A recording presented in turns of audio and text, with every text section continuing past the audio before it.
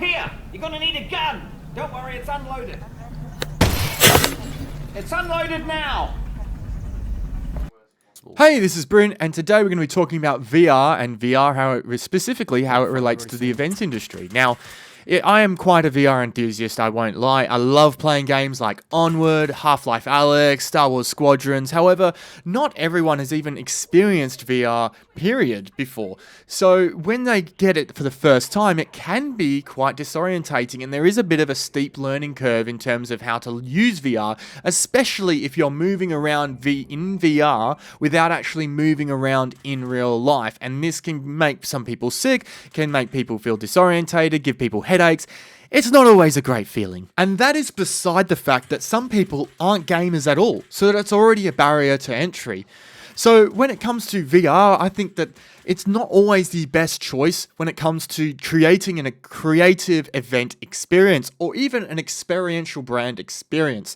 Now, let me dive into this a little bit more. When we have people coming to our activations and they're coming to our events and they're going to be using VR, we obviously want everyone to be able to use them. However, the problem with this is that I think that VR is only really good if it's an experience where you're sitting down, because if you have people trying to navigate VR for the first time and they're trying to walk around in VR, yet they're just using the joysticks and they're just getting used to the headset, it diminishes the actual impact of what the experience is. If people are feeling disorientated, they're still like wondering whether they're going to fall over or bump into things. So I think that VR experiences are only really truly effective if they're, for casual players, of course, if they are sitting down and having a sit-down experience.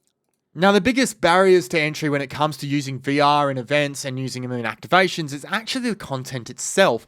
Now, you can already utilize some of the content that's out there, whether it's video games or titles and apps that have already been created. So you use, say, for Half-Life Alyx, or you use a car racing simulator, or you use Thief Simulator. Yes, that is a thing. Or you use like whatever title you can find. There's problems with that, and I'll come back to that in a second. Your second option is to use a VR app. Now, the problem with this is obviously there is immense costs in creating your own VR experience. You have to basically develop a whole video game or a whole title based in VR. So most companies will obviously outsource this to a design studio or a video game studio to do this for them. However, as you know, with anything like this, it is a massive, massive undertaking to create your own VR title. You're always going to experience bugs, and you're going to have to troubleshoot them either on site or in the process of developing the title.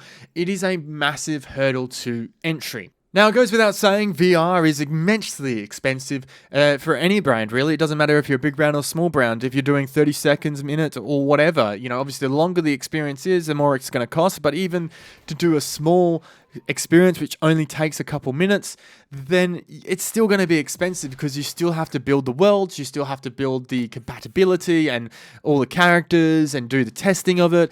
It is immensely expensive. So it's only really available to big brands.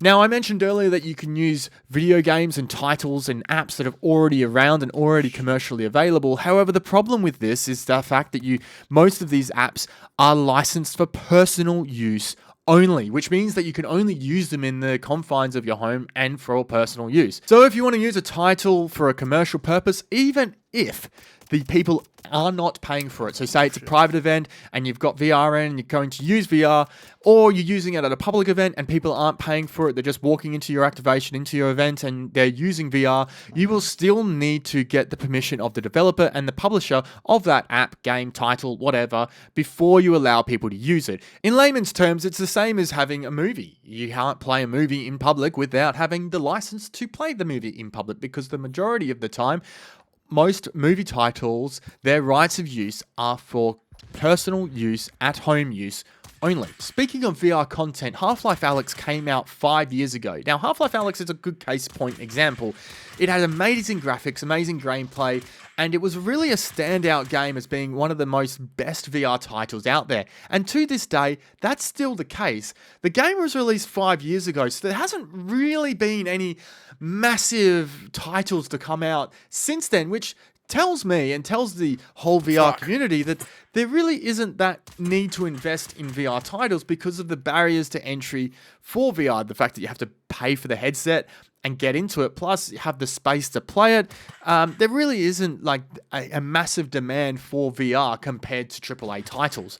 So when we're thinking about bringing on VR and using VR in events, the future seems a little bit bleak because we can't use any new titles in VR to really wow our audiences. So this takes me on to my final point of this video, and that is to say, where is the future of a VR? Well, there is still a future of VR in the events industry.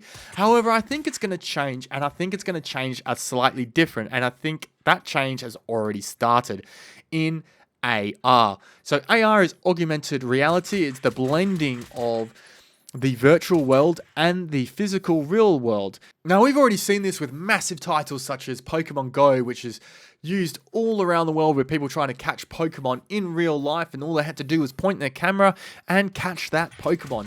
So I think that AR experiences are going to be the way forward for the events industry, and we're already seeing that, especially in the last 2 years, with more social media content where they're taking over, say, a landmark such as the Big Ben or a storefront or somewhere, which people can recognize, and then just not destroying the building, but redecorating the building somehow animates, and we're able to see that collaboration between sort of that building and the brand of whatever it is. It is a much easier technology to implement, in my opinion, because you're not creating a completely digital world from scratch. You're using the real world and essentially putting a watermark on it.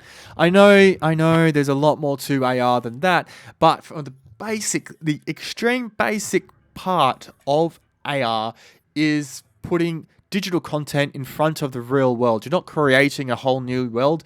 It's essentially putting digital elements over what you could see in real life. The real cool part about AR is when you start to put AI into it. And obviously, I hate this word, well, 2 letters essentially, because everyone's talking about AI.